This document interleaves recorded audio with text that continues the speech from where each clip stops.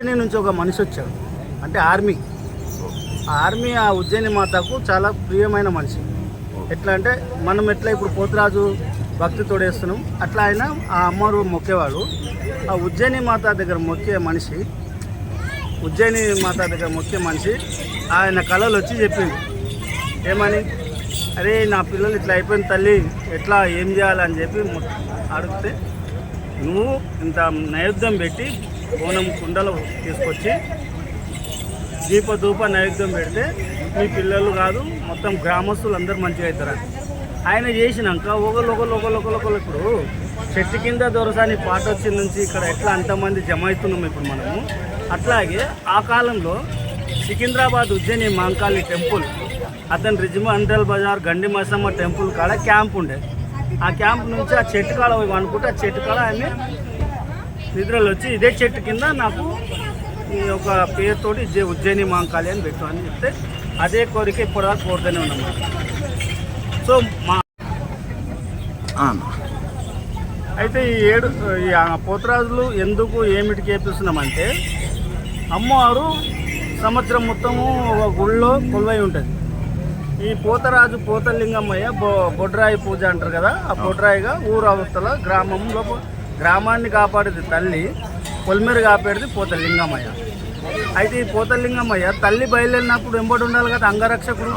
మన ఇంట్లో ఆడపడుచులు బయటకు వెళ్తే ఎట్లా అన్నదమ్ములం ఉంటాం, అట్లా ఈడ కూడా పోతలింగమ్మయ్య వెంబడి ఉండి వాళ్ళ అక్కజల 7గురిని గ్రామంలో ఉన్నటువంటి తల్లిని ఘటం రూపంలో, పలారం బండి రూపంలో ఇక వగరవగా ఇట్లాగే తీసుకుని వెళ్ళి మరి తెలుగింటి ఆడపడుచులు వాళ్ళ ఆడపడుచులను పిలిచి వాళ్ళకు కలిగింది వాళ్ళ నెత్తి మీద దీపధూప నైవేద్యం అన్నారు.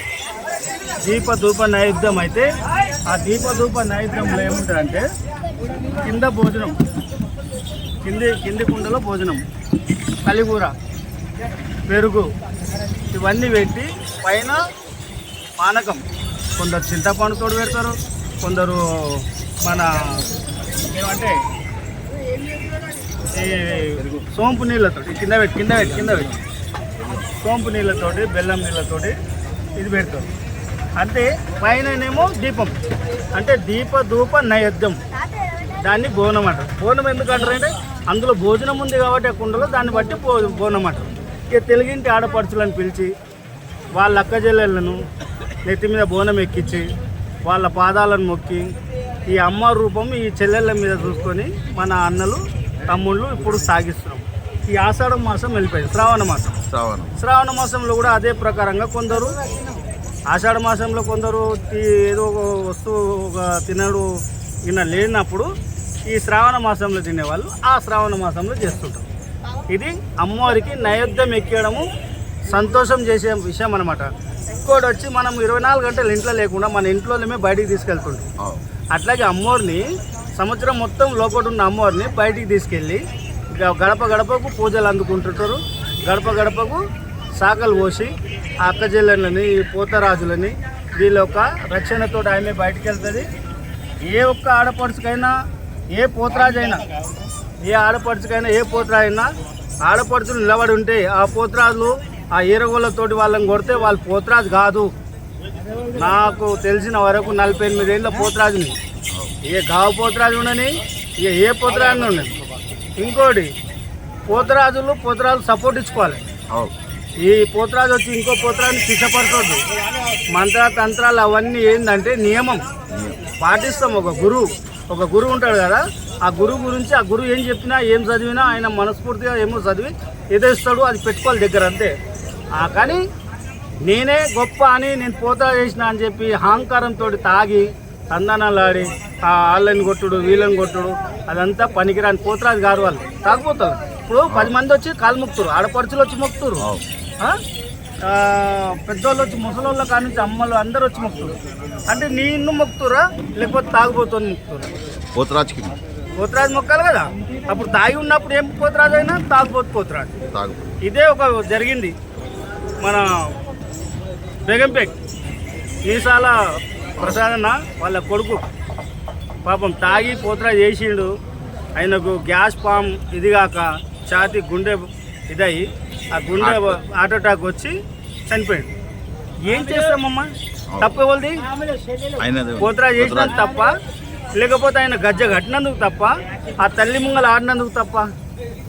నువ్వు చేసే తప్పు ఒకటి ఏంటంటే పోతురాజు చేసినప్పుడు తాగకూడదు. నియమంతో పోతురాజు నీకు ఎలవేళ ఆ తల్లి నీ వెనకాల ఉంటుంది. నేను ఎట్లా ఆ తల్లిని తీసుకొస్తావో అట్లా నీకు ఆ తల్లి నీకు సాధిస్తుంది. నీకు ఆమె నవ్వుకుంటూ వస్తుంటే ఇంకేముంది, మన ఇంట్లో మనమే ఏదన్నా కోతేశాలు వేస్తే మన అక్క చెల్లెలు ఎట్లా నవ్వుతుంటారు, అట్లాగే వాళ్ళు కూడా. మా తమ్ముడు చూడు, ఆయన ఈరగోళలు చూసి ఆ దుష్ట శక్తులను అందరినీ దూరం చేసుకుంటా, నన్ను సంతోషంగా ఆమెను ఆశీర్వాదం ఇచ్చుకుంటా గడప గడపకు పూజలు అందుకొని ఆమెను తీసుకుపోయి ఘటం రూపంలో ఉన్నటువంటి ఆ తల్లిని ఓ చెట్టుకు తీసుకుపోయి కట్టేసి ఆ వాగు కాడ అక్కడ మూసుగా వాహనం కొంత జాగల అవరు. ఇవన్నీ ఏంటంటే మనము మన సంతోషం, మన ఇంటోళ్ళు సంతోషం. ఇప్పుడు మనం ఇక్కడ జాతర చేస్తుంటే ఈ జాతరలో ఒక విషయం ఎందుకు చేస్తున్నాం? మసాన్ కాళమ్మ చల్లగా చూడాలమనాలి. బల్కంపేట ఎల్లమ్మ దగ్గర ఎందుకు చేస్తున్నాం? బాయిలున్న ఆమెను మనం బాగుభాగాలు చూసుకుంది, భోగ్యాలు ఇచ్చింది. ఆమె మొక్కిన వాళ్ళకు మొక్కినంత కోరికలు ఇచ్చింది. ఇదే కొంత మా పోతురాజు సంఘంలో ఉన్నటువంటి వాళ్ళు, వాళ్ళకి ఎన్నో ప్రాబ్లం ఉంటే చాలు అయింది. వాళ్ళు నాతో చెప్పారు, నేను ఈసారి ఇక్కడ ఈ ప్రోగ్రాం చేస్తే నాకు ఈ తల్లి నాకు ఆశీర్వాదం ఇచ్చింది, నేను ఈరోజు ఒక నీడలున్నా అని నా కొడుకు అనుకో, స్నేహితుడు అనుకో, మిత్రుడు, ఇట్లాంటివి కొన్ని జరిగినాయి. కాబట్టి ఏ పోతురాజైనా సరే ఏ పోతురాజు వేసినప్పుడు తన గురించి ఆలోచించాలి, ఎదుటోని గురించి ఆలోచించాలి. వచ్చిన వాళ్ళు అంగరక్షణంగా ఉండాలి. ఈ అమ్మవారికి తొట్టెలా ఎందుకు కడతారన్నా? తొట్టెల ఇప్పుడు చిన్నప్పుడు మన అమ్మ తల్లి మనము చిన్నప్పుడు తొట్టెల్లో ఊపిరు కదా, ఆమెకు ఒక 7 అంతస్తుల తొట్టెలు కడతాం, 3 అంతస్తుల తొట్టెలు కడతాం. ఆమెను ఆ సంతోషం ఏంటంటే తొట్టెలు అనేది చాలా పవిత్రమైన విశేషం. అమ్మవారికి బలి ఎక్కుతుందా అన్న? బలి ఎక్కుతుంది అంటే ఒకప్పుడు ఉండే దున్నపోతు బలి ఉండే, ఆ తర్వాత దున్నపోతు బలి ఉండే, ఆ తర్వాత వచ్చి మేకా బలి అయింది. మేకా బలి పోయి ఇప్పుడు సామాజిక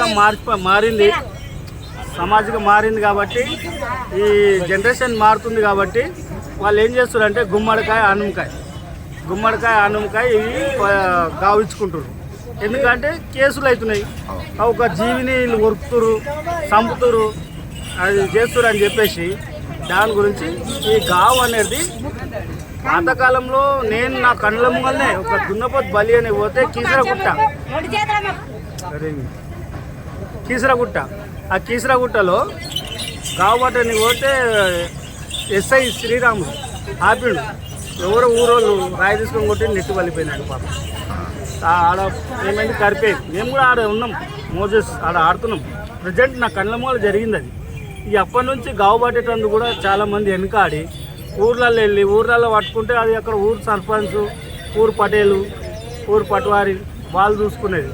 ఇప్పుడు ఇక్కడ మన సిటీలో పోతురాజు చేస్తే కూడా పర్మిషన్ తీసుకోవాల్సి వస్తుంది. ఎందుకంటే ఆ పోతురాజులు అట్లా హంగామా చేస్తారు, చెయ్యకూడదు. చెయ్యి, ఆడుకో మంచిగా, బ్యాండ్ ఉంది, నీ సంతోషం ఉన్నట్టు ఆడు, వచ్చిన అక్క చెల్లెలను చూడు, అక్క చెల్లెలను చూసి ఈ అమ్మవారికి నువ్వు పోతురాజుగా ఇది చేయాలన్నమాట. ఇది ఆషాఢం అయిపోయింది, శ్రావణం అయిపోయింది, ఇప్పుడు ఎందుకు చేస్తున్నారు విజయ్ కాకా మీరు బోనాలు? ఇప్పుడు ఆషాఢం స్టార్ట్ కాగానే మనం ఫస్ట్ గోల్కొండ కిల్లా చెదర్ బోనము, అది బోనం అన్నీ మొత్తం అమ్మవారికి ఎక్కించిన తర్వాత 2వ వారంలో మేమేం చేస్తామంటే బల్కంపేట ఎల్లమ్మ తల్లి, ఆ ఎల్లమ్మ అక్కడ కూడా ఉంది, గోల్కొండలో కూడా ఉంది, దర్బార్ మైసమ్మ కూడా ఉంది అక్కడ.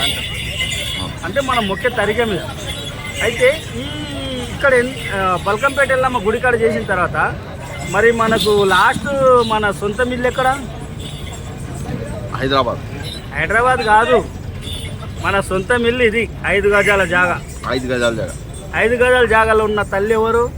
మసాన్ కాళి అంటే ఏంటి? మశానంలో ఉన్నటువంటి కులదేవత. ఆమె కూడా మనకు పార్వతి ఎత్తిన పరాశక్తి అవతారం. శివుడు ఎక్కడ ఉంటే అక్కడ ఒక అవతారం ఎత్తింది ఆమె, నాకు తెలిసిన వారు చెప్తున్నా. శివుడు అయితే మసానంలోనే ఉంటాడు. ఉంటాడు. అది ఇక్కడ తెలియదు ఎవరికి. నేను మన ఏమవుతురా నేను ఈ యొక్క మసాన్లం లోపల భోలాశంకరుడు అక్కడ గుడి ఉంది అనేది ఫస్ట్ టైం చూసిన. ఇక్కడ కాశీ లేలే నాందేడ్ దాటినాక అకోలా వస్తుంది. అకోలా నుంచి 2 కిలోమీటర్ కాన్గావ్, ఊరి పేరు కాన్గావ్. ఆ నుంచి ఠాకూర్ అడ్డా, అక్కడికి నేను పని మీద వెళ్ళింది. ఆ పని మీద పోతే శివుని విగ్రహం ఉంది, శివుని పూజిస్తారు చుట్టుముట్టు పొందలగడ్డ. అంటే శివుడు ఎక్కడ లేడు అనేది లేదు. శివుడు లేనిది ఏ పని కాలే, పార్వతి లేనిది ఏ పని కాలే, పరాశక్తి లేనిది ఏ పని కాలే. వాళ్ళ పద్ధతిగా మనల్ని ఈరోజు మేము ఇక్కడ సంబరం పడుతున్నాం. ఎందుకంటే నిన్న మొన్న ఎన్నో ఆటంకాలైన వర్షంతో, కానీ ఈరోజు ఆ వర్షంలో ఏ ఒక్క గ్రామంలో ఏం జరుగుతుందో వాళ్ళందరూ కూడా ఎక్కువ ప్రాబ్లం లేకుండా ఆ తల్లి కాపాడుతుందనే ఒక ఆశ. విజయవాడలో కనకదుర్గమ్మ, ఆమెను ఎక్కువ నమ్ముతా. మన చెరుగట్లో రామలింగేశ్వర స్వామి, ఆయన ఎవరు ఈమె ఎవరు, అంతా ఒకటే వాళ్ళు. కాబట్టి నేనేమంటున్నానంటే మా పోతురాజుల గురించి మాట్లాడాలనుకుంటే ఒకటే, నువ్వు చేసే ముందు, నువ్వు వేషం వేసిన తర్వాత ఏం తప్పు జరుగుతుందో అది తెలుసుకొని, ఏం జరుగుతుందో అది తెలుసుకొని, వేసినాక ఏం నువ్వు చేస్తున్నావు అది తెలుసుకొని ఆడు. అది మాకు ముఖ్యం. మీ పేరు కాక? రతన్ కుమార్, జట్టి రతన్ కుమార్. మీరు ఎప్పటి నుంచి చేస్తున్నారు? మేము 16-17 సంవత్సరాల నుంచి చేస్తున్నాం. ఏవటి 36 సంవత్సరాలు అయితే. అంతా మంచిగా జరుగుతుందా?